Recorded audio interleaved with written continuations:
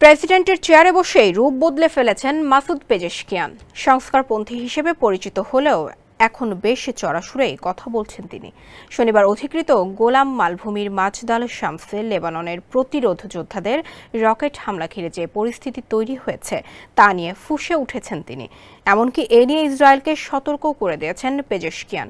শুধু তাই নয়, ফোন করে কড়া ভাষায় কথাও শুনে দিয়েছেন ফ্রান্সের প্রেসিডেন্ট ইমানুয়েল ম্যাক্রোকে। আরও জানাচ্ছেন আহমদুল্লাহ শিকদার। লেবাননের প্রতিরোধ যোদ্ধাদের হামলার পর ফুঁসছে ইসরায়েল।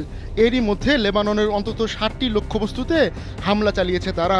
তারপরও আরও কড়া জবাব দেওয়ার জন্য মুখিয়ে রয়েছে তেল আবিব। কিন্তু ইসরায়েলের সেই পরিকল্পনা ভয়াবহ পরিণতি নিয়ে আসতে পারে বলে হুঁশিয়ার উচ্চারণ করেছেন পেজেশকিয়ান। সোমবার ফ্রান্সের প্রেসিডেন্ট ইমানুয়েল মাখোকে ফোন করে সেই কথাই সরাসরি জানিয়ে দিয়েছেন ইরানের নতুন প্রেসিডেন্ট। 250-টিরও বেশি ডিজাইন অপশন নিয়ে ওয়ালটন স্মার্ট ফ্রিজ, বোঝে আপনার প্রয়োজন। জবাবে মাখো বলেন, অস্থিতিশীল পরিবেশ তৈরিকারীদের সহায়তা স্থগিত করার মাধ্যমে লেবানন ইসরায়েলের মধ্যে উত্তেজনা কমাতে ভূমিকা রাখতে পারে ইরান। ফ্রান্সের প্রেসিডেন্টের দপ্তর থেকে ওই ফোন কলের পর এক প্রেস বিজ্ঞপ্তিতে এ তথ্য জানানো হয়েছে। শনিবারের ওই হামলায় নিজেদের সম্পৃক্ততা অস্বীকার করেছে লেবাননের প্রতিরোধ যোদ্ধারা।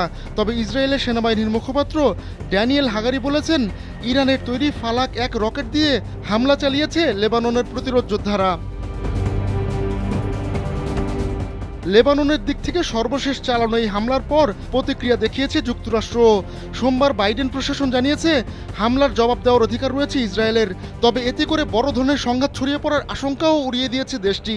এ বিষয়ে হোয়াইট হাউসের জাতীয় নিরাপত্তা মুখপাত্র জন কির্বি বলেন, 10 মাসের বেশি সময় ধরে এসব পূর্বাভাস অতিরঞ্জিত ছিল। এমনকি এ নিয়ে এখনও অতিরঞ্জিত পূর্বাভাস দেওয়া হচ্ছে। ইসরায়েল ও লেবানন বড় ধরনের সংঘাতে জড়াবে কিনা সেটা সময়ই বলে দেবে। কিন্তু এরই মধ্যে বেশ কয়েকটি আন্তর্জাতিক বিমান সংস্থা বৈরুতে তাদের ফ্লাইট বাতিল করেছে।